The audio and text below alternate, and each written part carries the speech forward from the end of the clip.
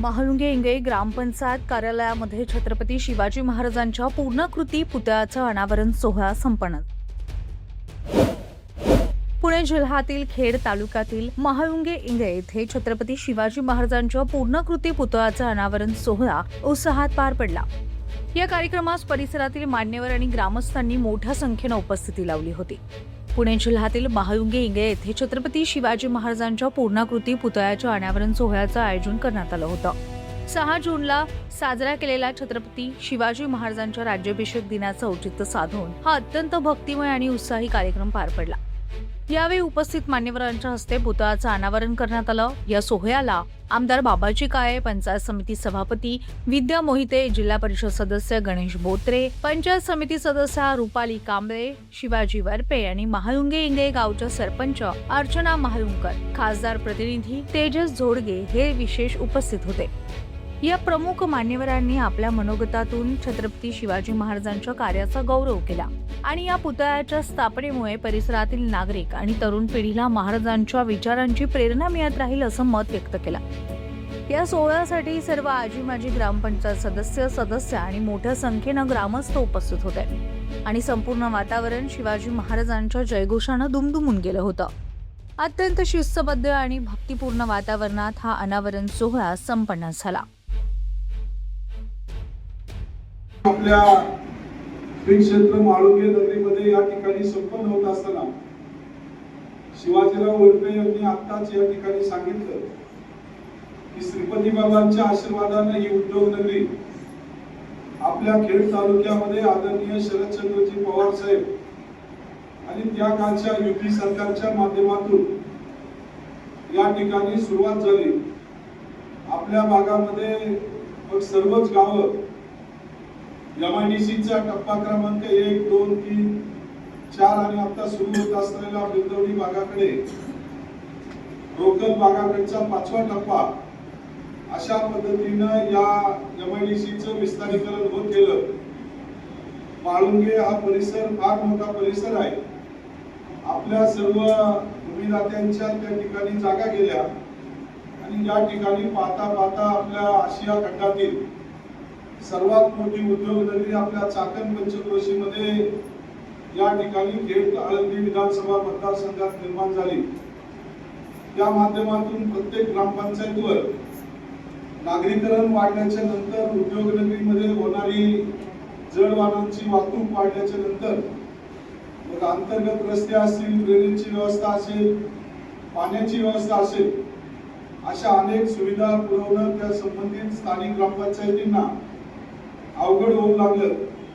परंतु स्थानिक आपल्या MIDCच्या माध्यमातून कंपन्यांचे कर जमा झालेले असतील, या ठिकाणी नागरीकरणाच्या माध्यमातून वाढलेले फ्लॅट असतील, खोल्या असतील, याच्या नोंदणीतून मिळणारा कर असेल आणि पाणी पुरवठ्याच्या माध्यमातून मिळणारी पाणीपट्टी असेल, अशा वेगवेगळ्या माध्यमातून ग्रामपंचायतींनी आपलं उत्पन्न वाढवण्याचं काम केलं. परंतु तरी सुद्धा नागरीकरणाचे प्रश्न काही ठिकाणी अपुरेच आहेत. अशा परिस्थितीमध्ये ग्रामपंचायतचा स्वनिधी मोठ्या प्रमाणामध्ये असताना पंचायत समितीचा निधी असेल, जिल्हा परिषदचा निधी असेल, आमदार निधी असेल, खासदार निधी असेल किंवा केंद्र सरकारकडून येणारा 15 वित्त आयोगाचा निधी असेल आणि महाराष्ट्र राज्य सरकारच्या माध्यमातून वेगवेगळ्या योजनांच्या माध्यमातून मिळणारा निधी असेल, अशा सर्व निधींच्या माध्यमातून ही ग्रामपंचायत एक यशस्वीपणानं आपली वाटचाल आपल्या या खेड तालुक्यामध्ये करताना आपण पाहत आहोत. नागरीकरण जरी मोठ्या प्रमाणामध्ये वाढलं तरी सुद्धा गावची परंपरा, रीतिरिवाज, संस्कारक्षम वागणं बोलणं या गावातील सर्व ज्येष्ठ मंडळींपासून आत्ताची कार्यरत असणारी सर्व पिढी प्रामाणिकपणे श्रीपती बाबांच्या आशीर्वादाने करताना आपण पाहत आहोत. आणि मग अशा या ग्रामपंचायतच्या माध्यमातून यापूर्वी सुद्धा मी आपला ग्रामपंचायतचा उल्लेख, गुणगौरव अनेक कार्यक्रमांच्या माध्यमातून या ठिकाणी केला. गेले 125 वर्ष सुरू असलेली श्रीपती बाबांची दिंडीची परंपरा, त्याबरोबर खेड तालुक्यामध्ये आदर्श असणारी जिल्हा परिषदची प्राथमिक शाळा गावातील देवस्थानचा परिसर आणि विकास कामं असतील, अंतर्गत रस्ते असतील, पाणी पुरवठा किंवा इतर काही सुविधा असतील, आपल्या या ग्रामपंचायतच्या माध्यमातून मोठ्या प्रमाणामध्ये देण्याचा प्रयत्न आपण यथोचितपणे करताना मी पाहत आहे. अशा परिस्थितीमध्ये आमच्यासारख्या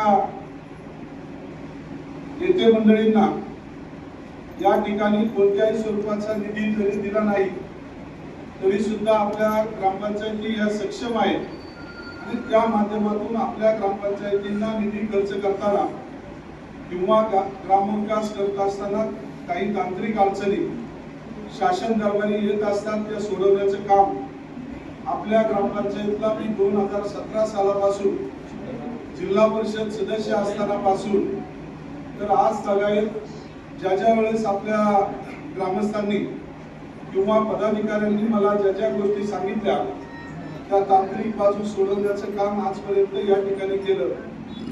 तशाच पद्धतीनं आपल्या या पुतळ्यांच्या परवानग्यांच्या संदर्भात पहिल्या दिवसापासून ज्या ठिकाणी माझी गरज पडली त्या ठिकाणी स्वतः कलेक्टर साहेब असतील, वरिष्ठ अधिकारी असतील, यांच्यापर्यंत आपल्या सर्वांच्या बरोबरीनं सहकार्याची भूमिका दाखवली आणि विशेष करून आपण सर्व ग्रामपंचायतने या ठिकाणी मोलाचं योगदान दिलं, वेळ दिला, सातत्य ठेवलं आणि त्यामुळं आज ज्यांच्या जीवावर आपण त्या हिंदू राष्ट्रामध्ये राहतो, चालतो, वाचतो, बोलतो ते छत्रपती शिवाजी महाराज यांनी खऱ्या अर्थानं स्वराज्याची निर्मिती केली आणि आपण कसं जगावं, चालावं, पुन्हा पुढं वाकावं आणि पुन्हा पुढं वाकू नये म्हणण्यापेक्षा पुन्हाच पुढं वाकायचं नाही असा आपल्या सर्वांना त्यांनी निष्कर्ष दिला, शिकवण दिली.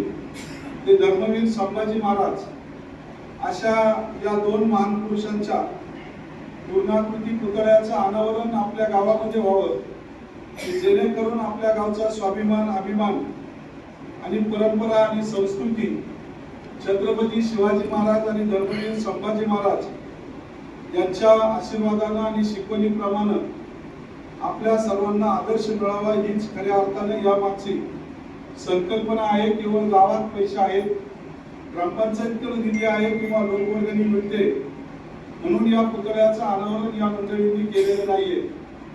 काहीतरी स्मृती, आठवणी आणि या महान व्यक्तींचे आशीर्वाद आपल्या ग्रामस्थांवर राहावेत म्हणून खऱ्या अर्थानं परंपरा जपण्याचं काम आज सरपंचताई तुम्ही असेल, उपसरपंच असतील, तुमच्या बरोबर कार्यरत असणारे ग्रामपंचायतचे सर्व आजी माजी पदाधिकारी असतील, तुम्ही ज्यांचा मार्गदर्शक म्हणून उल्लेख करत आहात ते शिवाजीराजे असतील, रोहिदास भाऊ असतील आणि गावातील या ठिकाणी उपस्थित असणारी जी ज्येष्ठ मंडळी आहेत, अनुभवी मंडळी आहेत, या सर्व मंडळींचं मार्गदर्शन तुम्हाला लाभलं आणि त्या माध्यमातून आपण हे कार्य करू शकलात.